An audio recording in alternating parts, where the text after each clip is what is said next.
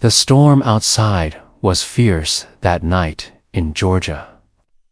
Winds howling like voices of ghosts, trees thrashing against rooftops, and thunder cracking so loud it rattled the bones of even the boldest men. But inside her little cottage at the edge of Marlow Creek, Marla James sat by the fire with a quilt in her lap and a prayer on her lips, not knowing that her quiet evening was about to change forever. The knock on her door came like a whisper, at first barely audible over the tempest, yet it made her heart leap.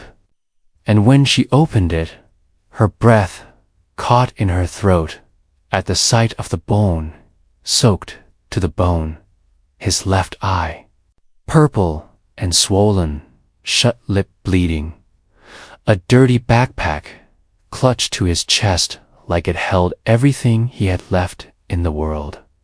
He didn't speak, just looked up at her with a pleading expression that made her stomach twist. And Marla, widowed, childless, and long used to the silence of her own heart, stepped aside and let him in without a word. He was maybe 7 or 8, she guessed, though malnourishment made him look younger. And as he sat on her worn couch, shivering and mute, she fetched warm towels, soup, and clothes from her late husband's old stash, her instincts kicking in faster than her doubts. She didn't even ask his name until he was curled beneath the quilt and drifting into sleep. But when she did, he opened his good eye slowly and whispered, "Noah." That one name carried weight, a sorrow she couldn't explain, and even though he said nothing else that night, Marla stayed close, watching over him like a hawk, heart hammering with questions she wasn't ready to ask. Over the next few days, she discovered the bruises were not new, and neither was the fear in his eyes. Whenever she raised her voice, something, or dropped something suddenly. And when she coaxed him to speak, the bits and pieces he offered painted a picture so ugly it made her cry in secret. His mother gone, his stepfather cruel, and a neighbor too afraid to intervene. He'd run for hours through woods and storm and hunger, and somehow found her cottage drawn by the chimney. Smoke, or perhaps fate itself.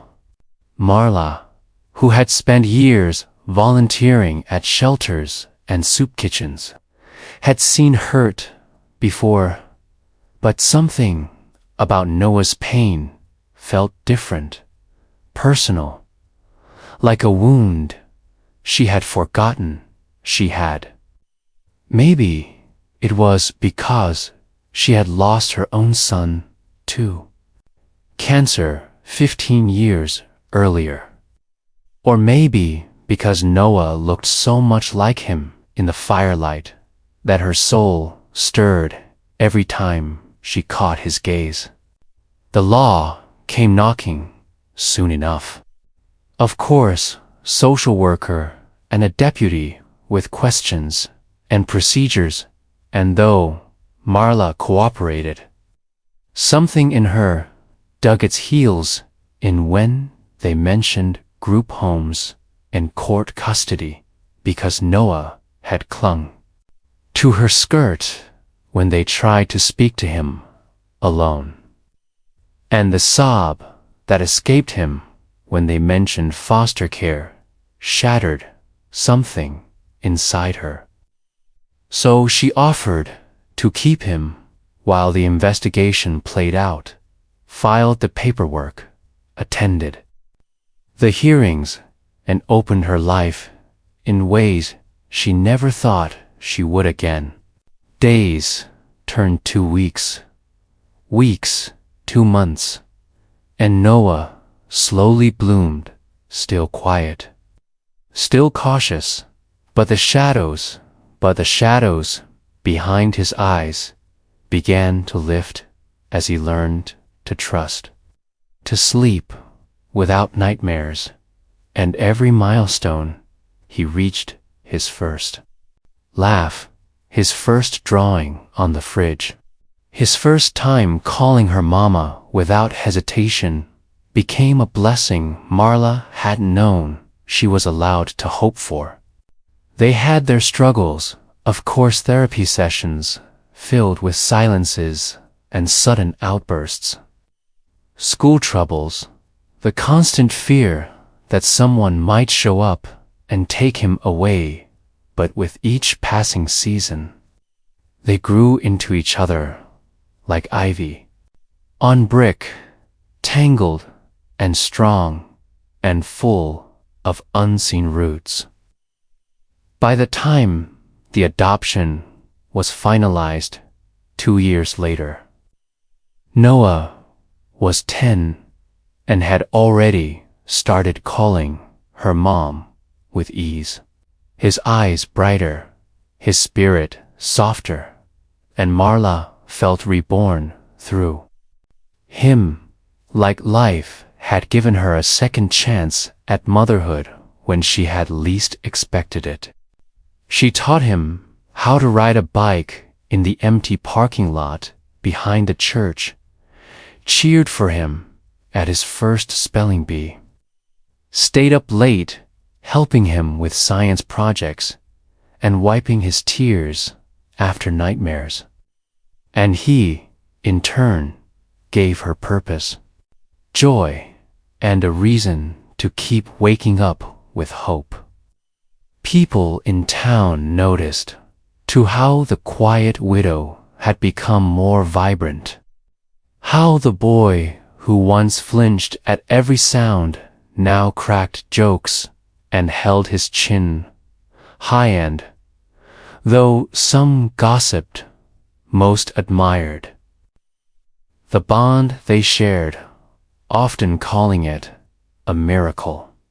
But as the years passed and Noah grew taller, stronger, and more confident, Marla sometimes caught a glimpse of something heavy still buried deep within him, something he never fully spoke of, a pain that hadn't entirely faded, and, though she never pushed, she prayed that one day he'd find peace, healing, and perhaps even the strength to forgive.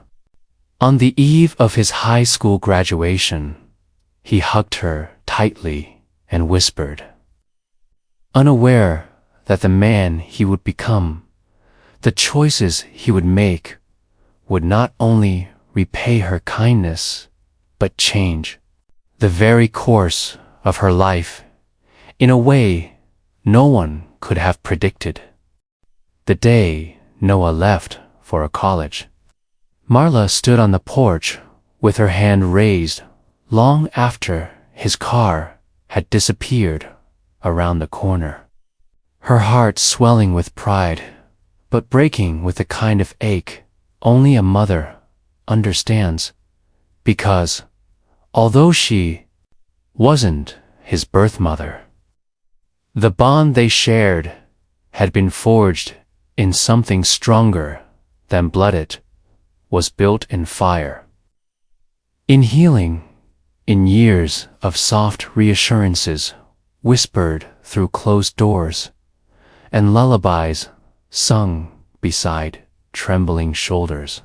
And now, as she turned back into the quiet cottage, every creaking floorboard and empty room seemed to echo with memories of his laughter, his tears, his voice calling her mom in that hesitant tone that had grown stronger each year.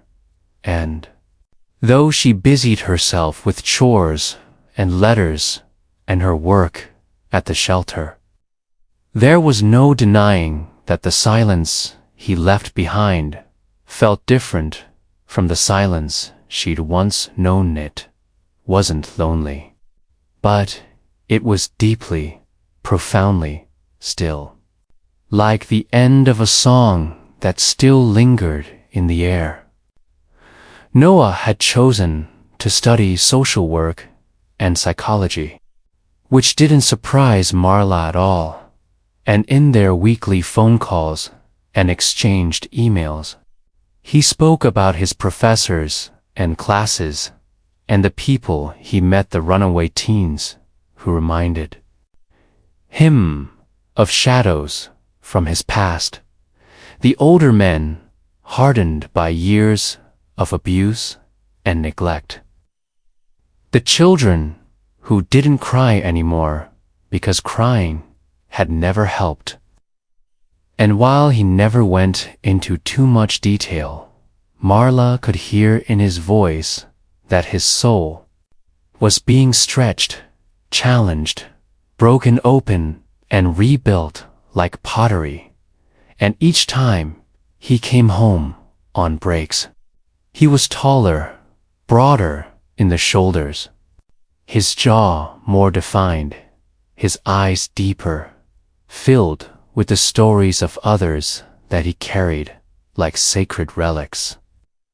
And Marla watched him from the doorway sometimes, amazed at the transformation, the slow unfurling of the wounded boy into a man with purpose, with empathy so vast it seemed to radiate from him. Still, beneath the growth, she recognized moments when he'd sit at the edge of the couch with his hands knotted, or go for long walks alone through the woods like he used to when he first arrived, and she knew there were still wounds he didn't speak of, memories he hadn't yet made peace with. But she never pushed, just stayed near, the steady anchor he could always return to. One spring, during his final year of college, a small envelope appeared on her doorstep. No return address, just her name in Noah's writing and a daffodil tucked underneath it. And inside the note were simple instructions. Be ready at 5 p.m. on Friday. Don't ask questions.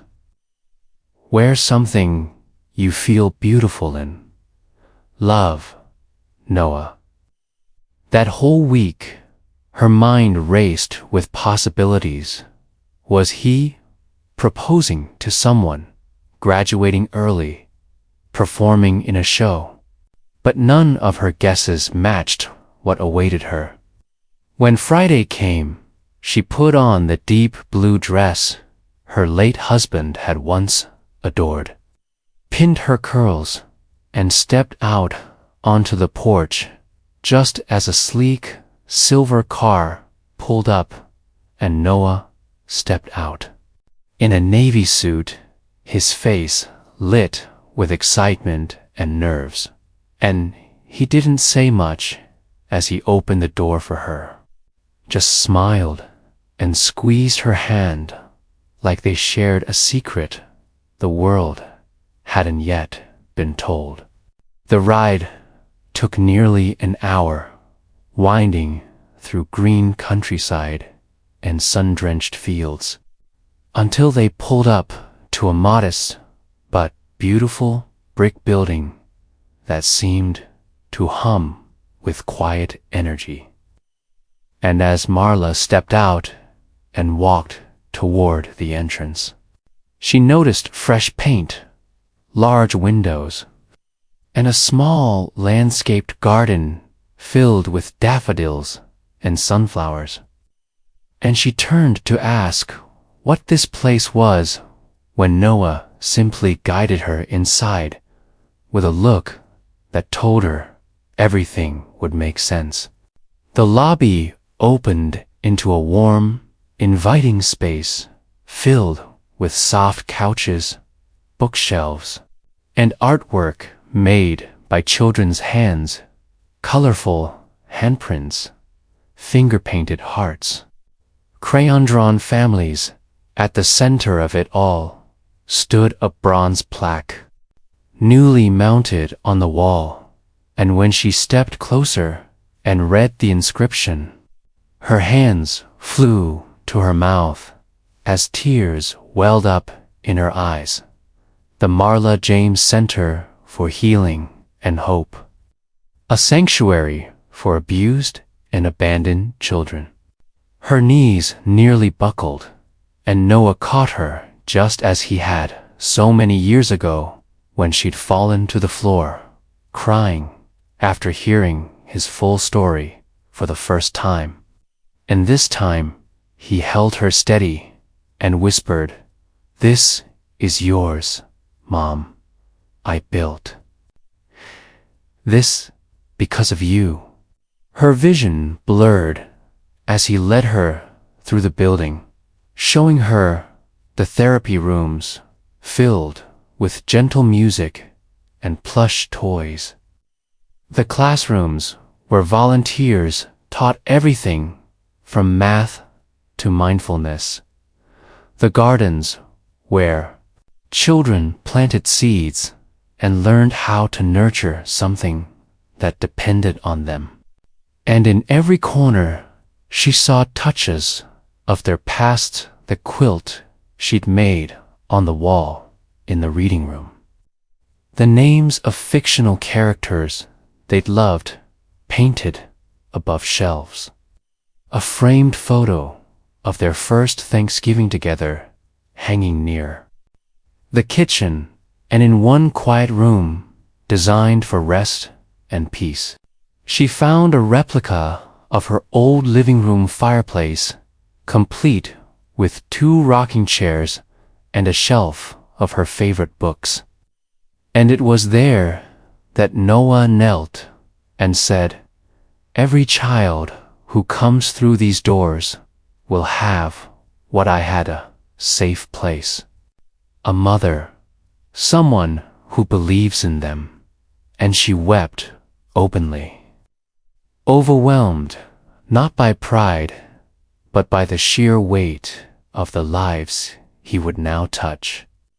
The children who would walk through storms of their own and find light because she once opened her door to a boy in pain.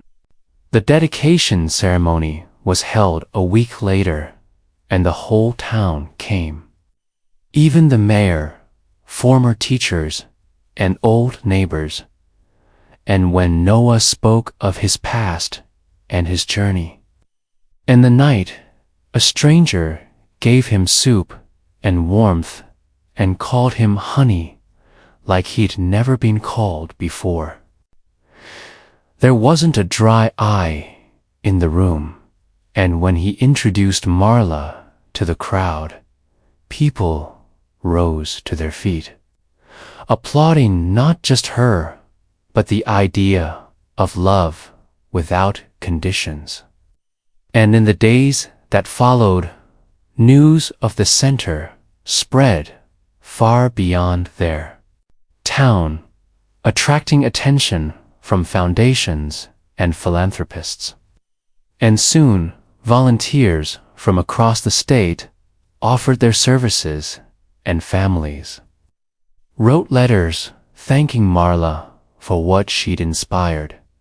But none of that mattered to her as much as the moments spent inside those walls reading stories to children in fuzzy pajamas, teaching simple recipes in the kitchen to teenagers who had never been taught to stir a pot holding the hands of little ones as they cried during their first nights in a new bed end.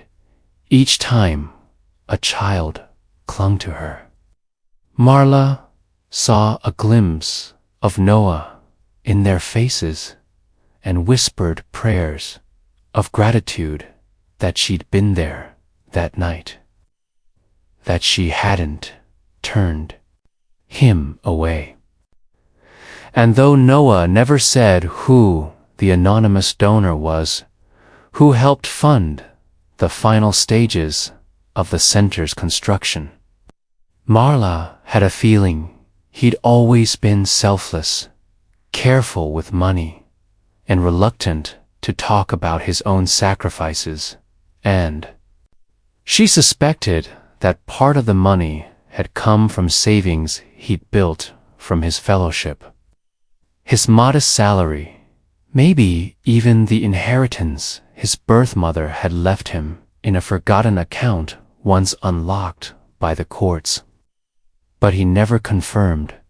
It only smiled when she asked and said it was all meant to come back to you, one way or another.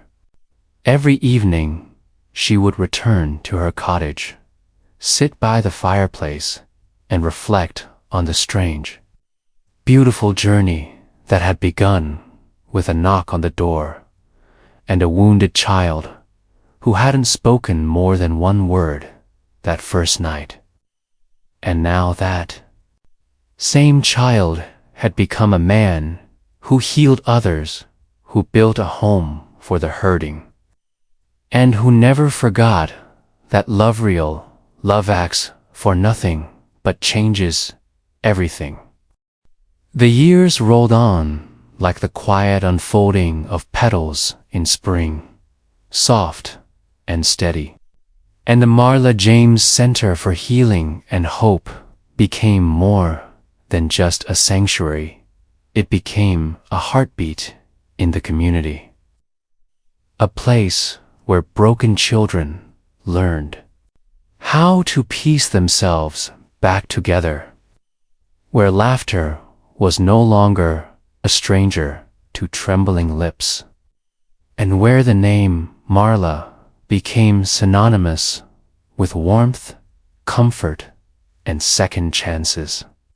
Marla, now in her 70s, with silver hair pulled neatly back and smile lines etched like rivers on her face, spent her days drifting room to room at the center, reading to toddlers, offering tea to teenage girls, to guard it, to speak, baking banana bread in the kitchen with boys who had never known a home-cooked meal.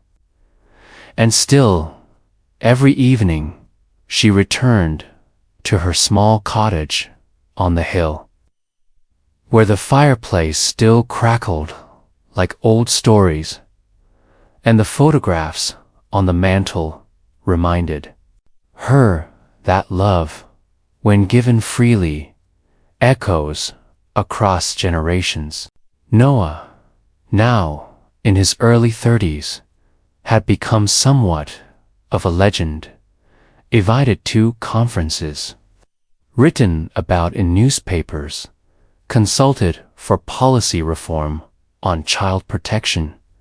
Yet, despite all that, he remained deeply rooted in humility, still sweeping floors at the center when needed, still sitting on the floor beside a sobbing child without judgment, still the same boy who once flinched at loud noises, but now stood tall to protect those who couldn't speak for themselves. And the bond between him and Marla never wavered, never dimmed, as if time only deepened it, made it more sacred.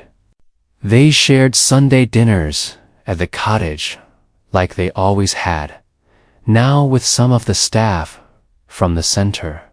A few kids she fostered temporarily, and sometimes young adults who had aged out of the program but never stopped calling it home. One rainy afternoon, as thunder rolled lazily through the sky, Marla sat in the rocking chair by the window with a hot cup of cocoa when a knock came at the door. Not urgent, not loud, but familiar, like an echo from the past stand. When she opened it, a young man stood there, shivering and soaked, holding the hand of a tiny girl in tattered clothes whose eyes darted around like a startled deer. And before Marla could say a word, the man whispered, "They told me this was where hope lives," and something in her chest twisted. Because that exact phrase had once been spoken by Noah years ago, when the first child, other than himself, came to the center. And now it had rippled outward like a song passed through generations of pain and healing. She took them in without question, just like she had with Noah, wrapping them in blankets and warming soup on the stove. While the girl, maybe 6 or 7, cuddled into her side with a trust that only children born from desperation could offer. And as the rain softened against the roof, Marla looked across the table at the man, and he whispered with tears in his eyes, "I'm not sure I know how to be a good father, but I know I don't want her to grow up like I did." And Marla reached across the table, covered his hand with hers, and simply said, "You're already better than you think, here." That night, when she told Noah about them, his voice cracked as he said, "She's becoming the legend I've always seen her as." And he came by later that week to meet them himself, kneeling before the little girl who hid behind Marla's skirt and offering her a daffodil, her favorite flower, though she had no way of knowing that yet. And when she took it and smiled, he looked up at Marla and mouthed, "It's happening again."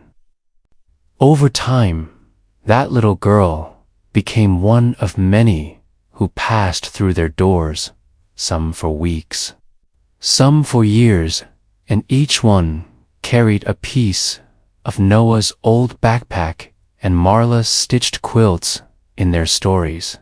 But none quite changed Marla's world again until the day she fell ill, quietly at first, a few dizzy spells, a little fatigue, nothing alarming, until one day she collapsed while trimming the daffodils near the center's walkway, and the entire building seemed to freeze in a single heartbeat.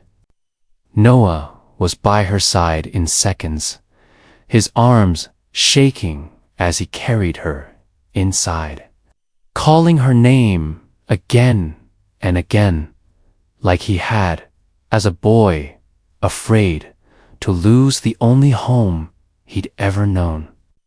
And the doctors said it was her hard age, stress, too much giving, and not enough restand.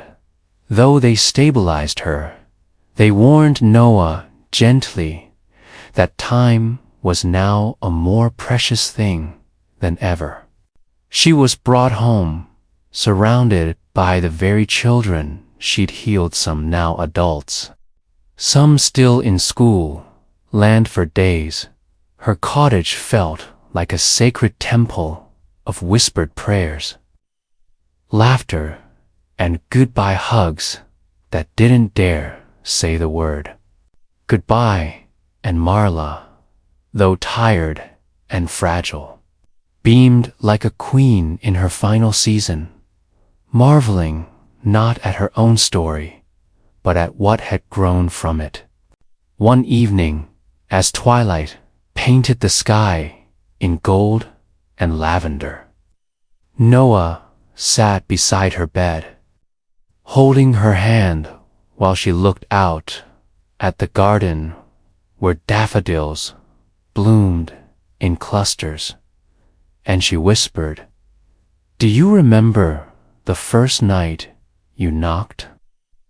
And he nodded, tears in his eyes, as she smiled and added, "If I had known what you would become, I still wouldn't have changed a thing.